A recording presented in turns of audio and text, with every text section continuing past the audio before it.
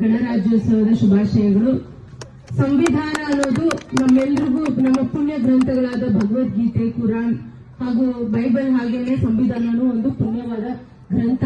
ಯಾಕಂತ ಹೇಳಿದ್ರೆ ಯಾರಾದ್ರೂ ನಮ್ಮನ್ನ ಕುತಂತ್ರ ಮಾಡಿ ಅಥವಾ ಷಡ್ಯಂತ್ರ ಮಾಡಿ ತುಳಿಯೋಕೆ ಈ ಕಾಲದಲ್ಲಿ ಅದು ಸಹಜವಾಗ್ಬಿಟ್ಟಿದೆಯಲ್ಲ. ಪೋಸ್ಟ್ ಇಂಡಿಪೆಂಡೆನ್ಸ್ ಚೆನ್ನಾಗಿತ್ತು, ಬಿಸಿ ಇದ್ವಿ ಡೆವಲಪ್ ಆಗೋದ್ರಲ್ಲಿ. ಈಗ ಏನಾಗಿದೆ ಅಂತ ಹೇಳಿದ್ರೆ ಇಂಡಿಪೆಂಡೆನ್ಸ್ ಜಾಸ್ತಿ ಆಗಿದೆ, ಅದ್ರ ಮೌಲ್ಯಗಳನ್ನ ಜನ ಕಡಿಮೆಯಾಗಿ ಅರ್ಥ ಮಾಡ್ಕೊಂತ ಇದ್ದಾರೆ.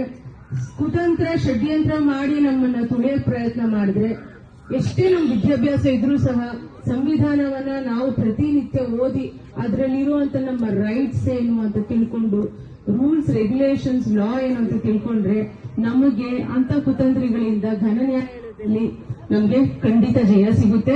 ಮಕ್ಕಳಿಗೂ ಅಷ್ಟೇ, ನಾವು ಅಷ್ಟೇ ಪ್ರತಿನಿತ್ಯ ಸಂವಿಧಾನ ಪೀಠಿಕೆಯನ್ನ ಓದೋಣ, ಸಂವಿಧಾನವನ್ನ ಓದಿ ಅರ್ಥ ಮಾಡ್ಕೊಳ್ಳೋಣ, ನಮ್ಮ ಜೀವನದಲ್ಲಿ ಅಳವಡಿಸ್ಕೊಳ್ಳೋಣ. ಸಂವಿಧಾನ ಒಂದೇ.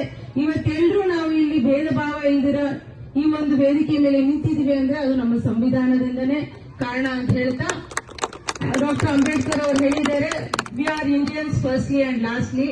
ಸೊ ಎಲ್ಲರೂ ಆ ಒಂದು ಮೌಲ್ಯವತ್ತೆಯನ್ನ ಕಾಪಾಡ್ಕೊಳ್ಳೋಣ ಅಂತ ಹೇಳ್ತಾ, ರಿಜ್ವಾನ್ ಅಣ್ಣ ಅವ್ರು ಹೇಳ್ದಂಗೆ, to err is human, to forgive is divine.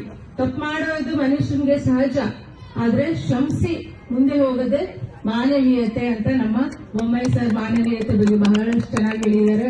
ಆಮೇಲೆ ನಮ್ಮ ನದೀಮ್ ಸರ್ ಅಷ್ಟೇ, ಮನುಷ್ಯನಾಗಿ ಹುಟ್ಟಿದ ಮೇಲೆ ಕಮ್ಯುನಿಟಿಗೆ ಏನ್ ಕೊಡ್ಬೇಕು, ಏನೋ ಹುಟ್ಟಿದ್ವಿ ತಿಂದ್ವಿ ಸತ್ವಿ ಅಂತ ಇರಬಾರ್ದು. ನಮ್ಮ ಒಂದು ಮನುಷ್ಯನ ಜನ್ಮ ಸಮಾಜಕ್ಕೂ ಏನಾದ್ರೂ ಒಂದು ಕೊಡುಗೆ ಕೊಟ್ಟು ನಮ್ಮ ಒಂದು ಜೀವನವನ್ನ ಸಾರ್ಥಕತೆಯಾಗಿ ಮಾಡ್ಕೊಳ್ಳೋಣ ಅಂತ ಹೇಳ್ತಾ ಎಲ್ರಿಗೂ ಧನ್ಯವಾದಗಳು. ಜೈ ಭಾರತಾಂಬೆ, ಜೈ ಕನ್ನಡಾಂಬೆ, ಜೈ ಭೀಮ್.